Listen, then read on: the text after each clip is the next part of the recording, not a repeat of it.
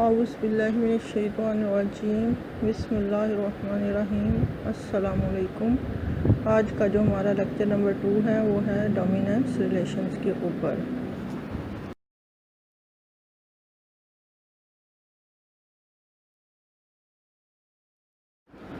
तो सबसे पहली जो डोमिनेंस रिलेशन है वो है कंप्लीट डोमिनेंस, जो हमने पीछे भी पढ़ी है। तो इस टाइप की रिलेशनशिप में जो है इंफॉर्मेशन जो है एक अलील से कि वो कम्प्लीटली जो है वो इग्नोर हो जाती हैं, जबकि दूसरे अलील की इंफॉर्मेशन जो है वो कम्प्लीटली ज़ाहिर होती हैं F1 फिनोटाइप में या हाइब्रिड में। तो डोमिनेंस इसमें ऐसी डोमिनेंस जिसमें एक अलील जो है वो कम्प्लीटली हाइड करे या छुपाए दूसरे अलील के इफ़ेक्ट को, जिसे हम रिसेसिव कहते हैं, वो कहलाती है कंप्लीट डोमिनेंस। जैसे कि राउंड और रिंकल सीड्स पीछे हमने पढ़े हैं, या येलो और ग्रीन कलर पड़ा है।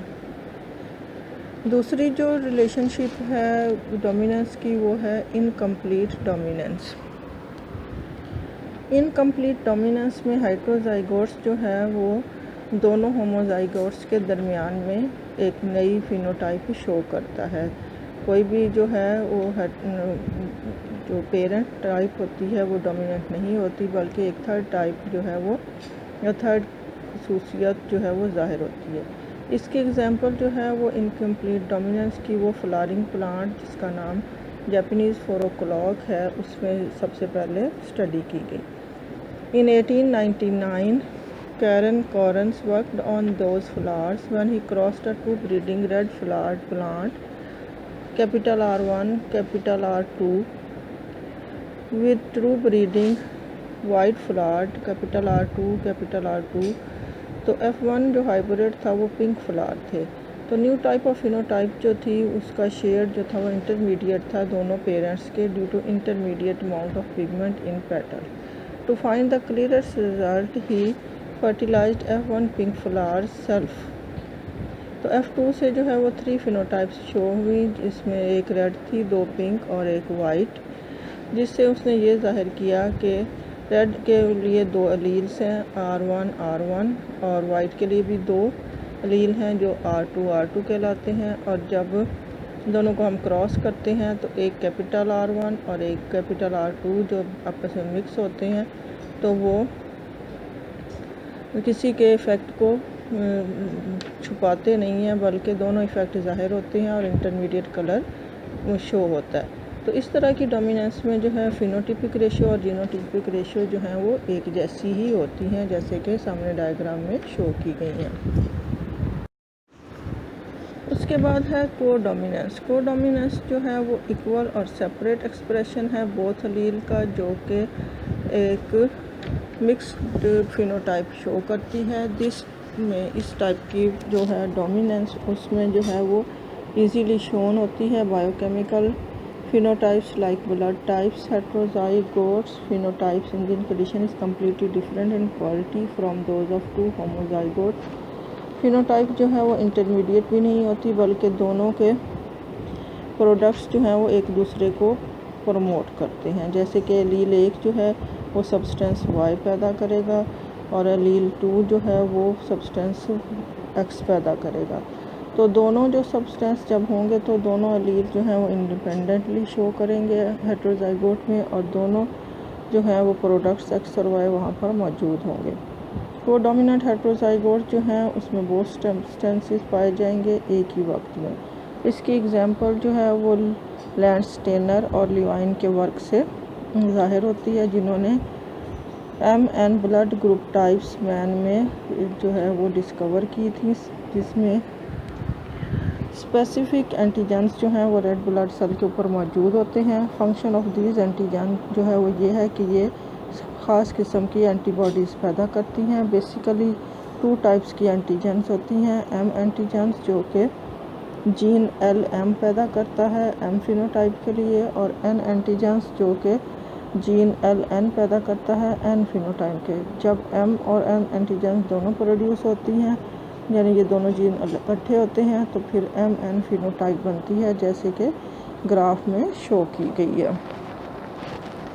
एक और जो डोमिनेंस रिलेशनशिप है वो है ओवर डोमिनेंस, जिसमें जो है हेट्रोजाइगोट जो है वो अपने करैक्टर्स जो हैं वो ज़्यादा शो करता है बनिस्बत दोनों होमोजाइगोट्स के।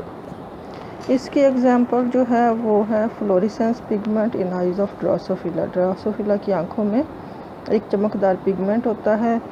तो दोनों होमोजाइगोट जो हैं capital W plus over capital W plus और W ओवर W जो है, दोनों के अंदर जो है वो इस चमकदार पिगमेंट की मिक़दार कम होती है, लेकिन जब हम दोनों को क्रॉस कराते हैं तो उसमें जो है कैपिटल W प्लस और ओवर W, तो उसमें जो है वो चमकदार पिगमेंट की मिक़दार इन दोनों के होमोजाइगस से ज़्यादा हो जाती है।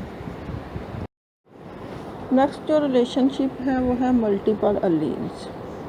इसको हम ऐसे डिफ़ाइन कर सकते हैं कि most genes actually exist in more than 2 allelic form. ज़्यादातर जीन्स जो हैं वो 2 से ज़्यादा फॉर्म में होते हैं। Simply and conventionally such alleles that में जो है इफ़ेक्ट करते हैं मोर देन 2 फॉर्म्स में, तो वो डिफरेंट अल्टरनेटिव फॉर्म्स पैदा करते हैं और उनको हम मल्टीपल अलील कहते हैं। यानी एक ही जीन लोकस पर अगर 2 से ज़्यादा करैक्टर पाए जाते हैं, यानी करैक्टर एक ही है लेकिन उसकी मुख्तलिफ जो हैं वो शेप्स हैं या मुख्तलिफ उसकी खसूसियात हैं और वो मुख्तलिफ ऑर्गेनिज़म में अलग अलग ज़ाहिर होता है, तो उसको हम मल्टीपल अलील कहते हैं। Alleles occur at a single locus of chromosome and are responsible for making different phenotypic expression। वो होते एक ही लोकस पर हैं लेकिन मुख्तलिफ टाइप की यानी तो 2 से ज़्यादा टाइप की फिनोटाइप से शो करते हैं, तो उनको हम मल्टीपल अलील कहते हैं। They are only different forms of the same gene and affect similar organs or processes in the organism। वो असल में एक ही जीन की मुख्तलिफ म्यूटेशन की वजह से फॉर्म्स होती हैं और वो एक ही टाइप के करैक्टर को इफ़ेक्ट करती हैं। In short words multiple alleles are only variants of the same gene at the same locus. Gene mutation जो है वो प्रोड्यूस करती हैं different alleles of gene. Some gene जो है उनके 300 से ज़्यादा एलील होते हैं।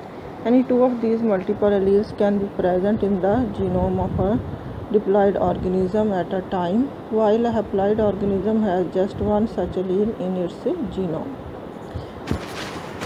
इसकी जो एग्जांपल है वो है ABO blood group system in man and blood transfusion. Blood groups of human are an excellent example of multiple alleles. Blood group of a person depend upon the presence of antigen on the red blood cell। किसी भी इंसान का जो blood group है वो depend करता है कि उसके रेड ब्लड सेल के ऊपर कौन सी एंटीजेंस मौजूद होती हैं।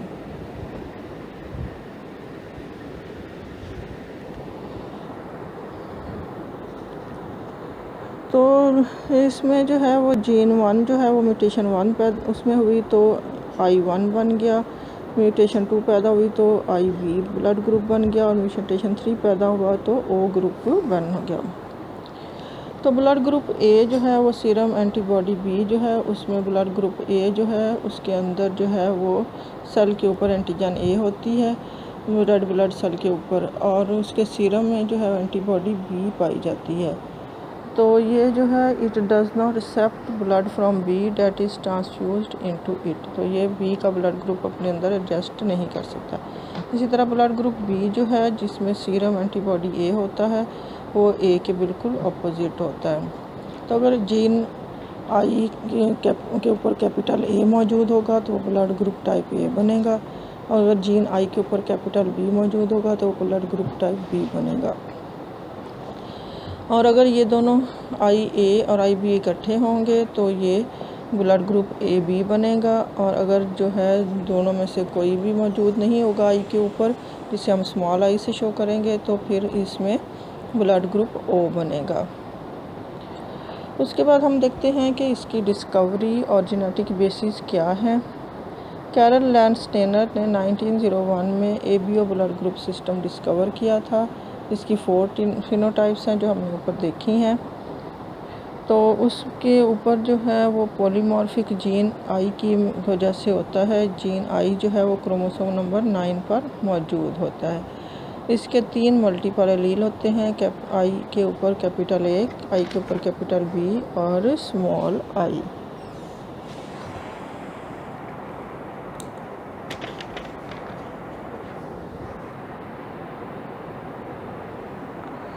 तो अलील आई ए जो है वो एंटीजन ए पैदा करता है, अलील आई बी जो है कैपिटल एंटीजन बी पैदा करता है, लेकिन सिंपल आई जो है वो कोई एंटीजन पैदा नहीं करता। अलील आई ए और आई बी जो है वो कोडोमिनेंट है, कैपिटल ए और बी कोडोमिनेंट है, और स्मॉल आई जो है वो रिसेसिव है बोथ ए को और बी को। ये सारे ब्लड ग्रुप जो हैं वो टेबल में बुक में दिए हुए हैं, वहाँ से आप देख लें। उसके बाद सीरम क्या होता है? सीरम एक लाइट येलो कलर का फ्लूइड होता है जो कि जब ब्लड क्लॉट करता है तो उसमें से रेड कलर जो है वो क्लॉट कर जाता है और बाकी जो है वो अलग हो जाता है। अब एंटी सीरम क्या होता है? ब्लड सीरम जिसके अंदर एंटीबॉडीज़ मौजूद होती हैं वो एंटी सीरम कहलाता है। उसके बाद है blood transfusion. Any blood transfusion जो है वो आइडली सेफ होती है जो कि कोएगुलेशन पैदा ना करे, यानी जिसकी वजह से रेसिपिएंट में जो है वो प्रोटीन जो है वो जमना शुरू ना हो जाए, तो वो ब्लड ट्रांसफ्यूजन सेफ कहलाती है। और इसकी वजह से अगर हम अपोजिट ब्लड ग्रुप दे देंगे तो वो आपस में एक दूसरे की प्रोटीन को कैंसिल कर देंगे और जमना शुरू हो जाएंगे, जिसकी वजह से ब्लड की कैपिलरी से नहीं गुजर सकेंगे और उसकी डेथ हो जाएगी। तो इस वजह से जो है ब्लड सैंपल जो है डोनर के, ब्लड देने वाले के और लेने वाले के पहले मैच किए जाते हैं और उसके बाद फिर उनको ब्लड को ट्रांसफ्यूजन किया जाता है।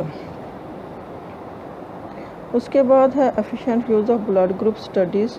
जो है ये क्वेश्चन मेल पैटर्निटी के हल करने के लिए इस्तेमाल किया जाता है, ब्लड ट्रांसफ्यूजन करने के लिए इस्तेमाल किया जाता है, हीमोलिटिक डिजीज़ को ट्रीटमेंट में यूज़ किया जाता है, स्टडीज़ जो है ह्यूमन रेसेस और उनके रिलेशंस को स्टडी करने में यूज़ किया जाता है, और प्रॉब्लम ऑफ ह्यूमन ओरिजिन और एवोल्यूशन को, और क्राइम्स वगैरह को।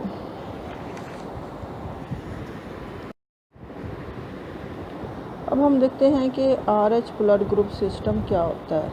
सबसे पहले हम देखते हैं कि RH फैक्टर क्या है। ABO ब्लड टाइप जो है वो प्लस और माइनस साइन के साथ हम शो करते हैं। तो पॉजिटिव और नेगेटिव साइन जो है वो प्रेजेंस और एब्सेंस ऑफ एक और एंटी ब्लड ग्रुप सिस्टम जिसे RH फैक्टर कहते हैं उसको शो करते हैं। अगर RH फैक्टर मौजूद होगा तो ब्लड ग्रुप पॉजिटिव होगा, और अगर वो एब्सेंट होगा तो वो ब्लड ग्रुप नेगेटिव होगा। RH blood group system is defined on the basis of RH factor present on the surface of red blood cell. ये RH फैक्टर भी रेड ब्लड सेल के ऊपर ही मौजूद होता है। उसके बाद हम देखते हैं कि इसकी जेनेटिक बेसिस क्या है। ये सबसे पहले रेसिस मंकी में डिस्कवर हुआ था, इस वजह से इसको RH फैक्टर का नाम दिया जाता है।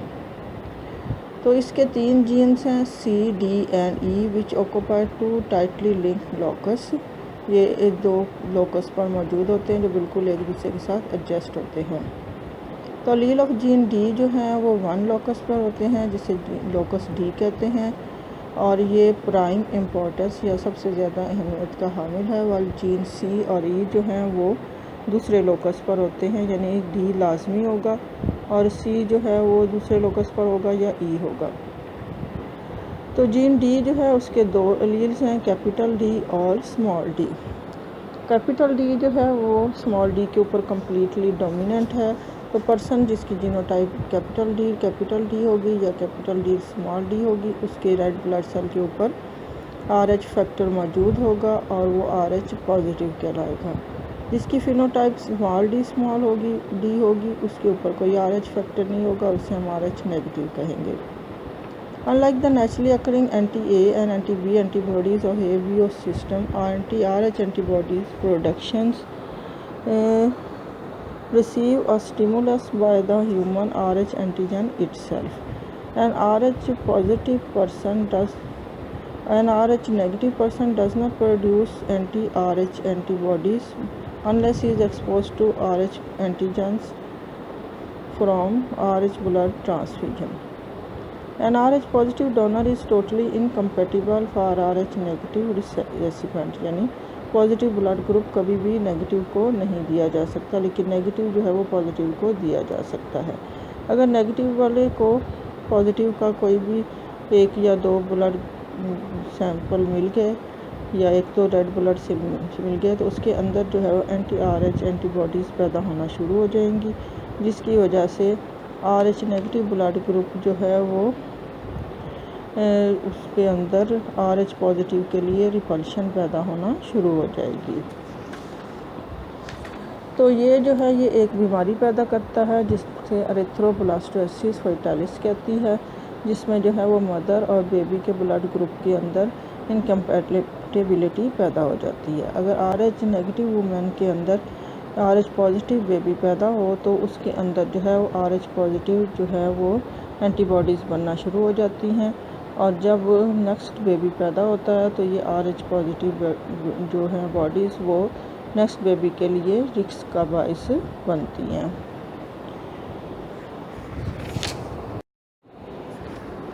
अब हम देखते हैं कि एपिस्टेसिस क्या होती है।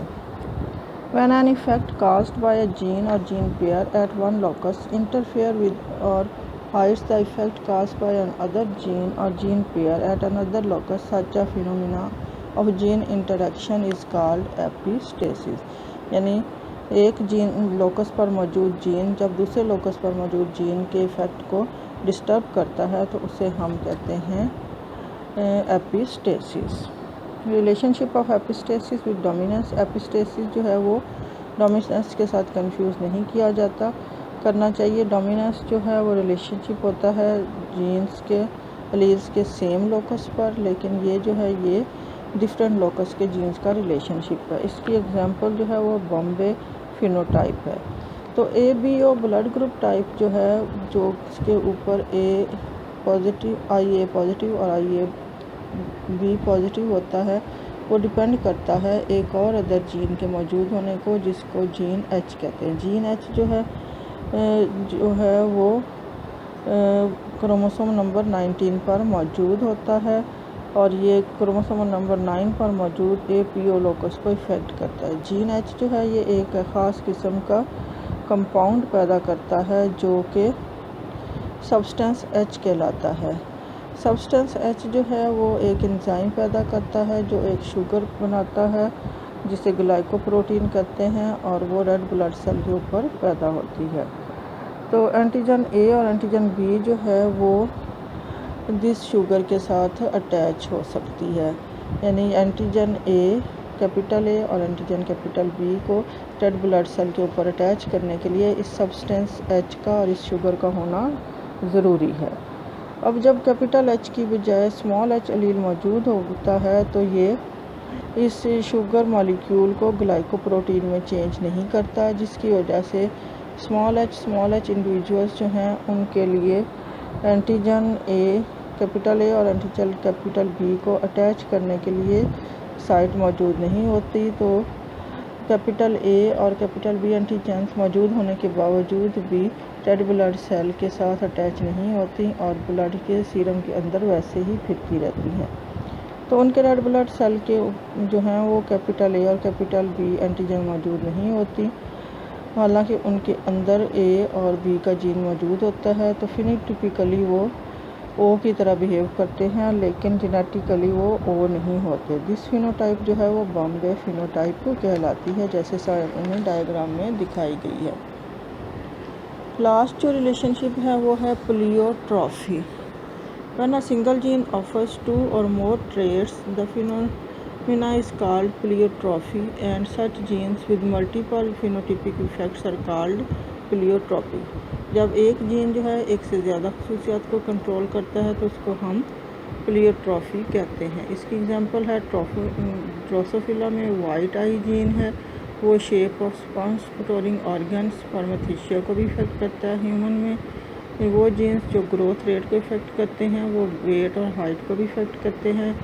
कैट्स में जो है डोमिनेंट W जो है वो फर का कलर वाइट करने के साथ साथ डेफनेस पैदा करता है।